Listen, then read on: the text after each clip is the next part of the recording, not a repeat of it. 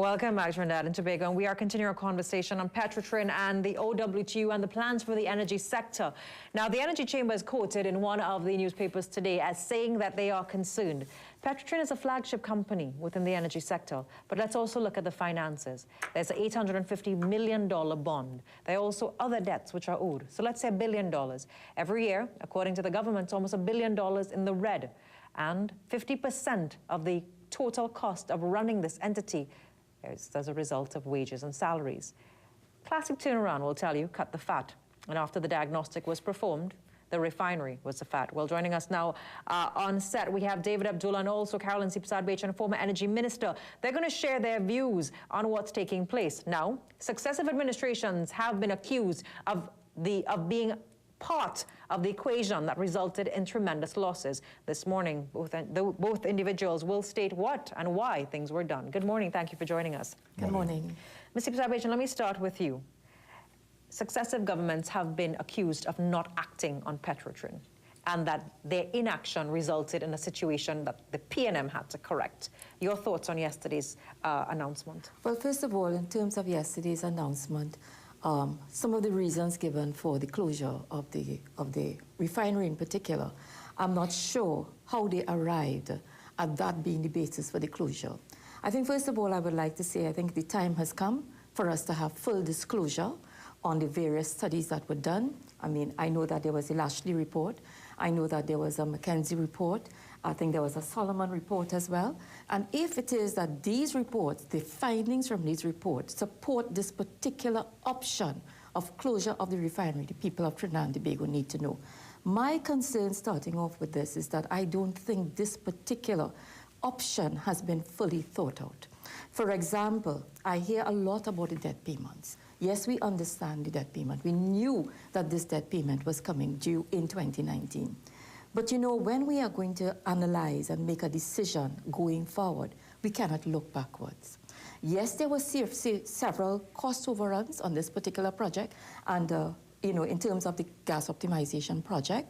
And yes, there have been wastage. There has been We're going to go to the 7 o'clock news. When we come back, we'll pick up on this point with Ms. Sepersad-Bachan. Stay with us. Who is to blame and how can we fix it?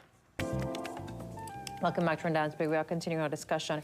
Ms. Sepersad-Bachan, I was asking the fact that successive administrations have been accused of inaction in relation to Petrotrin, and they've been accused of mishandling one of the most valuable assets of the state.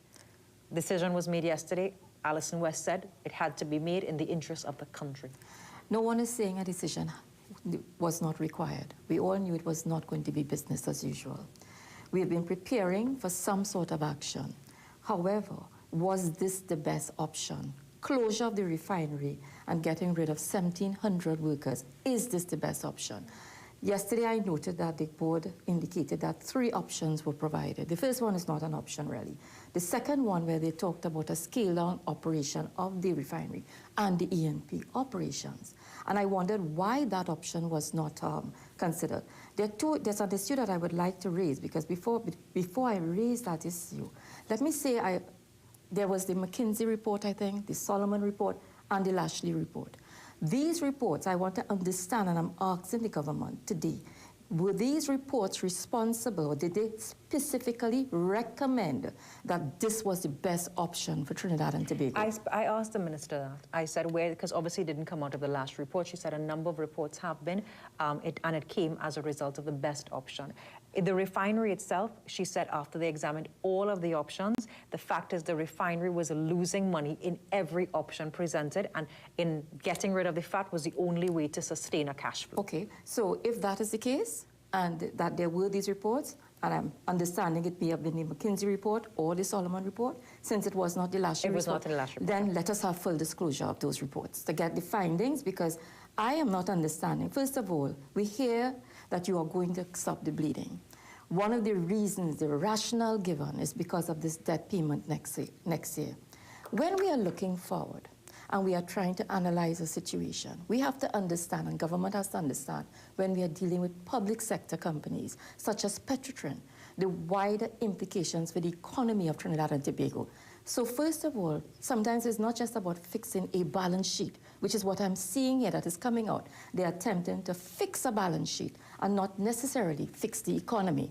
So, for example, if I take this issue of the thoughts that went behind it, or the findings, did we, for example, if you are going forward, you already have a debt, is it possible that the company is going to generate funds tomorrow morning to pay that debt in June next year, or August? I did ask the minister that, and she said they presented plans. I doubt that. I doubt that But very you also much. remember you no longer have the wages and salaries, which, according to the parliamentary sittings, account for 50% of Petrotrin's costs. And if you look at the accounts themselves, the 2017 accounts, I'm looking here, because you see, when we look at what we're talking about, we have to look at the wider implications for the economy of Trinidad and Tobago. We are not just talking about 1,700 people. You're talking probably about another 1,000 casual workers. We're talking another 1,500 in service companies. We're talking about the contractors. We're talking about medical services. We're talking about IT services. All of these other areas, almost 20,000 people receive medical services from Petrotrin. What is going to happen to all of these families? My concern is that when we are speaking to this issue, I am not sure that we have taken the broader approach as opposed to just looking at the balance sheet. And if we look at the balance sheet of this company, I was looking at it this morning, have we taken, for example, into consideration, this is what I'm saying, the wider economy, have we taken into consideration the cost of importing fuels into this country? I did ask that, and she said they did the cash flows, and it's going to be significantly less because all they are going to be importing is what is needed for domestic 25,000 yes. barrels of oil. And just think about the cost of aviation, for running our airlines, our airport, what is going to happen to the Caribbean market, what will happen to aviation in Barbados as well. My concern in this issue, again, is that have we taken all of this into consideration before choosing this as the best option? When you shut down an entire refinery and you take down many of the service companies, the energy service companies, what are the implications for the economy? 1,700 people go on the breadline. What was there? Because you're saying, yes, there were wages. And I think I worked it out somewhere probably, yes, $200 million in terms of taxes, corporation taxes, that will now be deprived of, the government will deprive of that revenue. Now, I want to bring David into the conversation. David, the population believes that Petrotrin was a drain on the economy. We can agree that the company was not performing and the decision needed to be made. Right, and a lot of false information and lies and fake news. So Petrotrin was not a drain on the economy. Now, let me make it very clear. So between 2011 and 2015, Petrotrin contributed $20 billion in tax revenue to this country. $20 billion. Only two other companies probably contributed more, BPTT and NGC in that period. So $20 billion contribution in 5 years is not a drain on the economy. That was a huge injection. So everybody in this country who has a job through the government... 20 billion in 5 years? Yes. Okay. In 5 years. That's what I said, between 2011 and 2015, over $20 billion in tax revenue was contributed. And what happened from 2015 to now? It has not been able to do that. So the company has been in trouble for a long time. The union made presentations. Let me just say, not because Carolyn is sitting down next to me that I'm saying this, but for the first year of the partnership government, when she was Minister of Energy. But you were also part of the partnership government as well. And I helped to facilitate discussions at that time because I was a General Secretary of the Union as well and as a Senator. And we sat down, the President General of the Union, Mrs. Sepersad-Bachan, myself, and then a team was set up, a joint tripartite team, company, union, and management to increase oil production, and oil production began to increase. When she left, that whole thing fell apart. And for 4 years after that, oil production in Petrotrin fell. So Kevin Ramkissoon resulted in bad decisions at Petrotrin? Yes, yes. And let me say, too, that the Manning government before that put the company in the hole with the huge debts of which have not been able to be paid off through the and we're talking about the three big projects that failed, right? 4 big projects. Yeah. World GTL, which failed, the US, the ultra-low sulfur diesel plant, which up to now can't be started, and another $200 million US has to be spent to get it going, which obviously what they decided to do is not to do that. Right, and, we have identified these, yes. We can admit... And the union, but the point I'm making is the union has been making the point repeatedly over more than a decade that the company was in trouble and needed to be addressed in a different way. That is what the Lashley Committee agreed with, that the fundamental problem is in fact the governance arrangements, the fact that governments come in and mess around with the company and therefore do not allow the company to operate as a business. So you have to fix the governance arrangements before trying to address anything else. And members of the Lashley Committee, we have to call them out. Wilfred Espinay, Selwyn Lashley, and members of the board. And you also sat on that committee, did you not? Yes, right. And I was asked to be a member of the board, and I refused because I said, and I could read out the text message conversation between myself and the Prime Minister, where I said that unless the board appointment was going to be consistent with the recommendations of the Lashley Committee, I was not going to accept. Yeah, but any board has a right to accept recommendations or not. If a committee makes a report, you don't have to wholeheartedly accept the report. No, you don't have to wholeheartedly. But the very same people who sat down and drafted this and signed off on this are the very same people who have dissed this. And that to me is, so we had before us the 2016 McKinsey report. We had before us the 2016 Solomon report for R&M. Those are the same people that brought back in 2018. They would come up with no different analysis from 2016 to 2018. I am aware that one of those companies, McKinsey or one of them, met with the union and presented some findings, and the union challenged it. I was in the meeting, and they had to admit that some of the findings were not, would not hold. They only hold given certain assumptions. Okay, so you would have preferred if the government said what? Let's keep the refinery, let's continue as it is, and let's be business as usual. Not to continue as is, and we never said to continue as is. Quite clearly what had to happen is that the report said, the last report said that there is no company in the world that operates an integrated oil company from exploration and production through to refining, marketing, and so on, with a single management structure, because you don't have the right skill set to be able to manage across that range of complex decision-making, and you lose accountability in that process.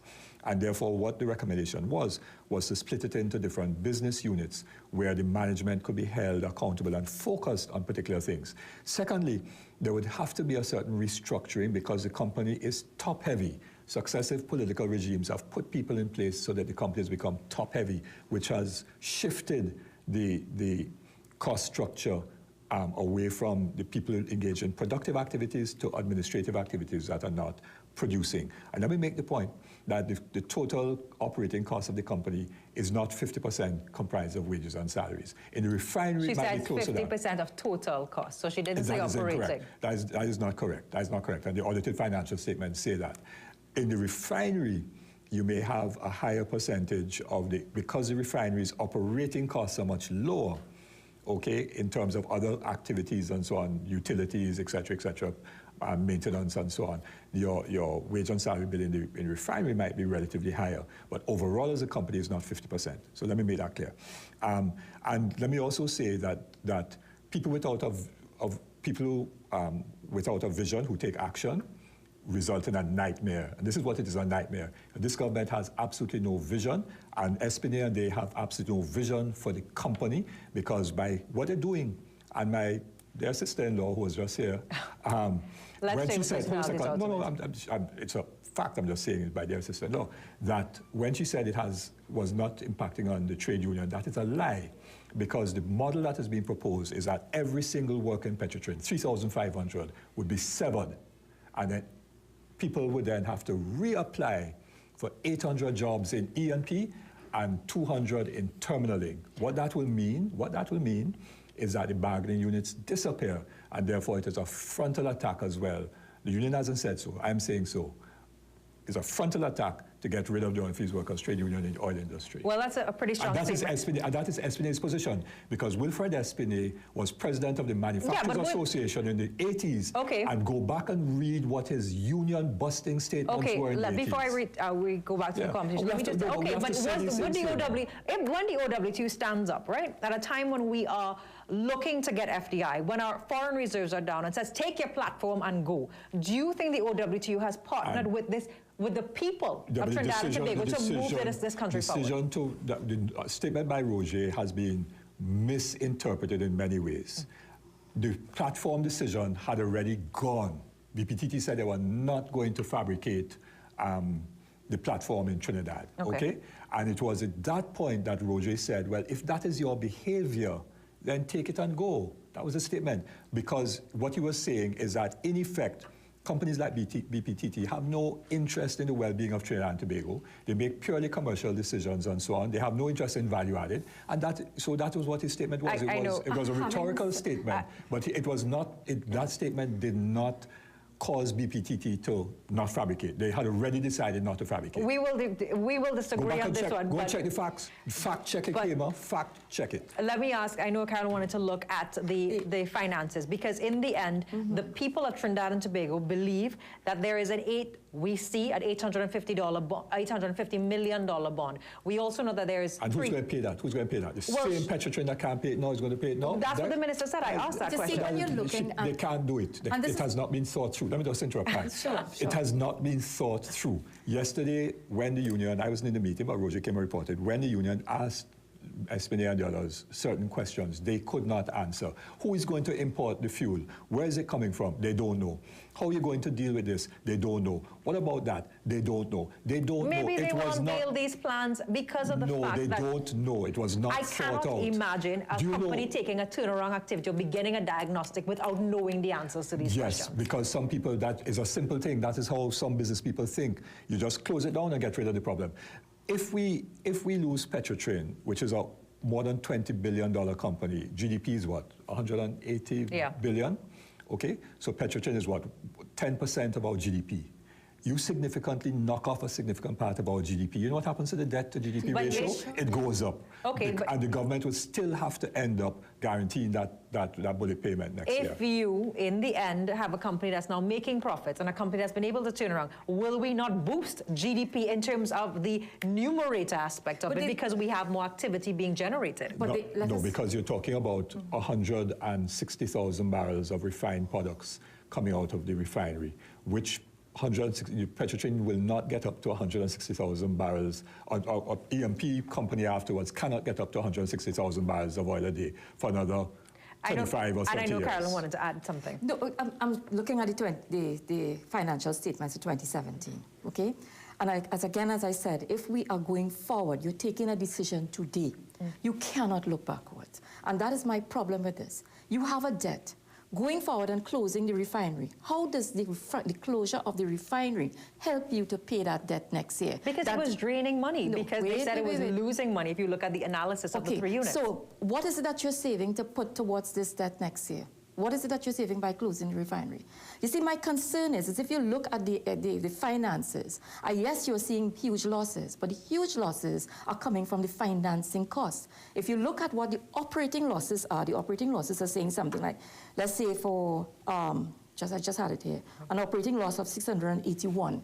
All right? So it's not the 1 point something billion dollars in losses is because of that financing cost being carried on your balance sheet. So let us be very clear on that. When you look at $681 million as an operating loss to the refinery, and you now look at what you have to pay in terms of the wider economy, in terms of the importation of fuel, and we still don't know the impact of that on the pumps, whether we'll have to remove the subsidy. I did ask about that, and she said no decision has been made on that, but every government, including the government that you sat on, spoke of the fact that the subsidy needed to be tinkered with, removed, and eventually given that is a policy decision that you have been taking, and you have been gradually reducing the subsidy and putting alternatives in place. So that's a separate issue. But what I'm saying is it costs to the government in importing. And you know what I want to ask this morning? We're talking about importing refined products. Was there a deal made, or did the government have some discussions? I asked the question. Did the government have some discussions with PDVSA in terms of importation of refined products into this country? Because, this is, suddenly we hear that the only option available is the closure of this plant. So I'm saying... If you were still as Minister of Energy, Ms. Sepersad-Bachan, would you have continued with this plant in its current form? Not in the current configuration, and I'm coming back to the points being made. We're talking about what is it that we have to remove in terms of the Petrotrin itself is that operating loss. We cannot remove the financing cost. That is already there. It's a sunk cost. We already have non-payment of taxes, $3.2 billion. That cannot be removed. It's still not going to be paid, whether with a reconfigured Petrotrin or not. But going forward, and I thought the attempt was being made to restructure the company, improve the efficiencies, cut out the wastage, cut out the overtime. But we don't know if those things are going to be done. Well, let me just show you again, because if you look at the financial statements, and I'm going to take you back to a statement that the chairman himself made. I heard him recently at a seminar stating that the company itself started turning around. They started seeing an improvement in their cash flows. Their profitability started improving. And in fact, if you look at the 2017 operating loss, it was 681. Right, you cited that. Compared to 2016, which was 808. So when I saw that, I thought to myself, well, probably some of the initiatives that they were discussing that came out of the Lashley report in terms of improving the efficiency of the They also cut operating costs because they renegotiated contracts with service providers. Fine, and that is great. That was put out in the public. And that is 20% part, reduction and that on is service part providers. of your restructuring in terms of improving your efficiency, how you improve your procurement processes, how you reduce the cost of your support services, how you corruption. Well, corruption, and that has been no, but let's be real. The entity that exists of Petrotrin has, under successive administrations, including the one that you both were part of, and David, I'm saying you because you were part of the partnership administration, they have all used Petrotrin as a political football. Mismanagement, no project management skills. It has been used as political patronage. That's why I left the government. And it's been filled with political appointees. And that's why I left the government. You know, I didn't want to get down into this particular issue, but, you know, David, you brought it up. Yeah, but we can't shy away from the fact that that is what Petrotrin was known to be, a reward for political patronage. And I don't agree with that, because as Minister of Energy at that point in 2010 to 2011, everyone would recall that I left Petrotrin on its own. We formed our committees, as you would recall, the tripartite committees. We started seeing a boost in production. We put initiatives in place to be able to start restructuring Petrotrin to make it a leaner in terms of management, in terms of efficiencies, in terms of energy conservation in Petrotrin to reduce the cost, because the problem with this in 2011, Mr. right, right. She was removed. Right. You're making the correction. Left versus removed. Okay. Yes. And there's a question: why was that done? And you will never find at any point in time that there was any political interference. I said competence only for this company if we are going to make it a success, which we intended to do in terms of how we were even making provision for the repayment of that debt in 2019. You both seem to say, and I know we have to take a quick break, but you don't believe that this was the best turnaround plan. My question, if not this, then what? And if not now, then when? Okay, sure. Sure, after the break. After the break. Thank you.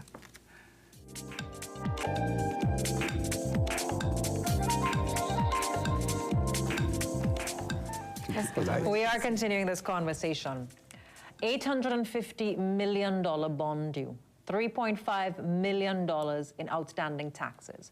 A company in which wages and salary scale is a bit out of whack with similar companies. But let me also say that no other company exists with a Petrotrin model. I'm going to put that. There are companies that exist in the energy sector, but if you compare in some scales, and we look at the salary scales, Petrotrin wages, according to the reports, have been out of alignment with industry practice. Not true. Are we going to, how do we make this company efficient? Are we now blaming workers for years and decades of mismanagement? Let me just state the facts, right? If you take a person operating in a process plant in Point Lisas as an operator, a permanent worker in terms of maintenance and so on, the wages and salaries of those persons are comparable to Petrotrin. In fact, they sometimes are higher.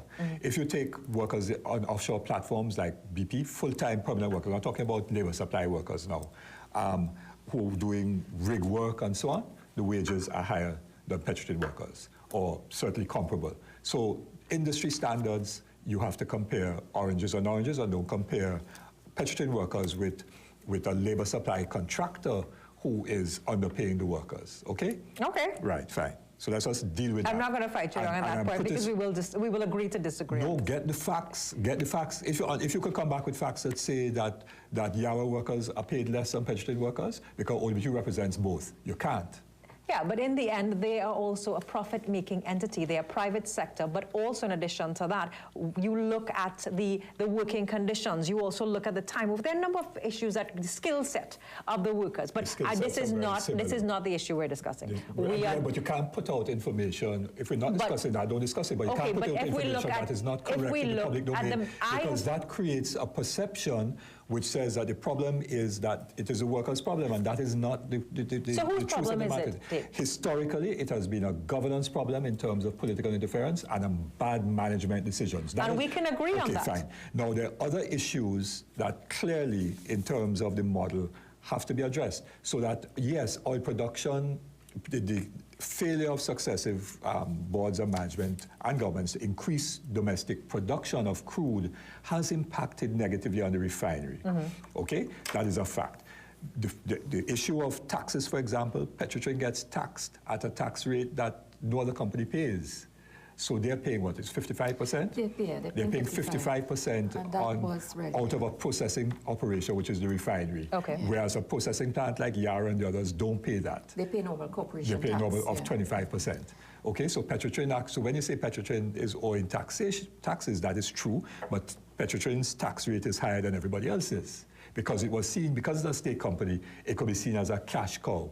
And so you take out as much money out of Petrotrin and therefore don't leave enough money for reinvestment in the operations. Right, and then it runs into trouble and then you say, well, close it down. Okay, and I understand we are here as a result of successive bad decisions for decades. We can agree on that. I am not saying that it's the UNC or the PNM. I think decades of inefficient decisions. And it's a national problem, and therefore we have to have a proper discussion about what is the best solution for Trinidad and Tobago. What would you have done, and when would you do it? In 2019, in August of 2019, when the bond is due for calling and it's going to impact even more significantly on our ratings? It should have been done 10 years ago. Okay. But that having been said, I spent many hours being part of this committee, and we came up with recommendations in June of 2017. And I want to say this because the Energy Subcommittee of Cabinet, chaired by the Prime Minister, disrespected members of this committee, Mrs. Helen Drayton, myself, and Gregory Marchand, who were the three members in the country. Mr. Selvin Lash is a member of the Energy Subcommittee, so he was inside the meeting, sat down in the office of the Prime Minister in the lobby for 2.5 hours to present this report. We were called in, Mrs. Drayton had to leave. 5 minutes after we went in, the Prime Minister said, you have to leave to go and tour some flooded area.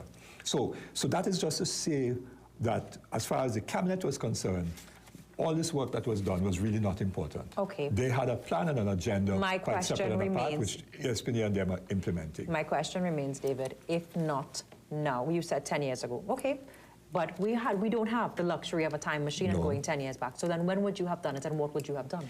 We would have done it certainly coming out of this report last year. We would have had the company split up into separate business units. We'd have ensured that the board was separated from political interference, that board members would have been chosen on the basis of stakeholder consultations, including people like the Energy Chamber and so on, so that persons would not have been there with any political or cabinet interference. We would have then ensured that you had the right management people in place. There would have been discussions with the union to get productivity up, to cut out inefficiencies and waste and so on, so you get your costs down. The other elements of restructuring would have then enabled us to go to the country and say, listen, this is a country problem. The benefits to getting Petrotrin right would benefit the country. There's excess liquidity in the financial system right now. There's $3 billion in US dollar accounts in the banking system in Trinidad and Tobago. There's other financial liquidity in the thing. Let us organize to ensure there's a national investment in Petrotrin that would yield benefits down the road. Dealt with procurement so that, for example, in Trinidad, you wouldn't have the huge costs of boat crewing because one contractor has all the contracts for boat crews down in Trinidad.